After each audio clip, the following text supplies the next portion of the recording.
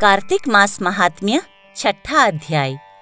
नारद जी ने कहा कि जब 2 घड़ी रात शेष रह जाए तब तिल, कुश, अक्षत, चंदन आदि लेकर शुद्ध होकर जलाशय पर जाए। नहर की अपेक्षा नदी में स्नान करने से 10 गुना फल मिलता है और नदी की अपेक्षा संगम पर स्नान करने से 10 गुना फल मिलता है और तीर्थ पर स्नान करने से इन सब से 10 गुना फल होता है। स्नान से पहले भगवान का ध्यान करके स्नानार्थ संकल्प करे, फिर तीर्थ में उपस्थित देवताओं को क्रमशः अर्घ्य आचमनीय आदि देवे। अर्घ्य मंत्र इस प्रकार है।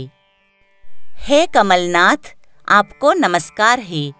हे जलशायी भगवान, आपको नमस्कार है। हे ऋषिकेश, आपको प्रणाम है। मेरे दिए हुए अर्घ्य को आप ग्रहण करें। बैकुंठ, प्रयाग तथा बद्रिकाश्रम में जहाँ कहीं भगवान विष्णु गए वहाँ उन्होंने 3 प्रकार से अपना पैर रखा था। वहाँ पर ऋषि वेद यज्ञों के सहित समस्त देवता मेरी रक्षा करते रहे। हे जनार्दन, हे दामोदर, हे देवेश, आपको प्रसन्न करने के लिए मैं कार्तिक पक्ष में विधिवत प्रातः स्नान कर रहा हूँ। आपकी कृपा से मेरे समस्त पाप नष्ट हो जाए। हे हरे, कार्तिक मास में व्रत तथा विधि पूर्वक स्नान करने वाला मैं अर्घ्य देता हूँ। आप राधिका सहित ग्रहण करें। हे कृष्ण, हे प्रबल राक्षसों का नाश करने वाले भगवान, हे पापनाशक, कार्तिक मास में नित्य प्रति दिए हुए मेरे इस अर्घ्य द्वारा कार्तिक स्नान का व्रत करने वाला फल मुझे प्राप्त हो। विष्णु, शंकर तथा सूर्य का ध्यान करके जल में प्रवेश करे और नाभि पर्यंत जल में खड़ा होकर विधि पूर्वक स्नान करे। गृहस्थी तिल और आंवले का चूर्ण लगाकर अथवा तुलसी की जड़ की मिट्टी लगाकर स्नान करे। सप्तमी, अमावास्या, नवमी, त्रयोदशी, द्वितीया, दशमी आदि तिथियों को आंवला तथा तिल से स्नान नहीं करना चाहिए। स्नान करते हुए यह शब्द कहिए। जिस भक्ति भाव से भगवान ने देवताओं के कार्य के लिए 3 प्रकार का रूप धारण किया था, वही पापनाशक भगवान विष्णु अपनी कृपा से मुझे पवित्र बनाए। विष्णु जी की आज्ञा से कार्तिक व्रत करने वालों की सारे इंद्रादि देवता रक्षा करते हैं, अतः वह मुझको पवित्र करे। बीजों, रहस्यों तथा यज्ञों सहित वेदों के मंत्र, कश्यपादि ऋषि, इंद्रादि देवता मुझे पवित्र करे। गंगा आदि सभी नदियों, संपूर्ण तीर्थ, 7 समुद्र और समस्त जलाशय मुझको पवित्र करे।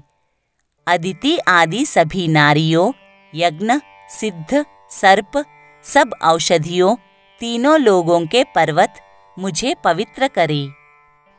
इन शब्दों को कहकर स्नान करने के पश्चात व्रती हाथ में पवित्री धारण करके देवता, ऋषि, मनुष्य तथा पितरों का विधिवत तर्पण करते समय जितने भी तिल तर्पण में रहते हैं उनसे वर्ष पर्यंत व्रती के पितृगण स्वर्ग में वास करते हैं।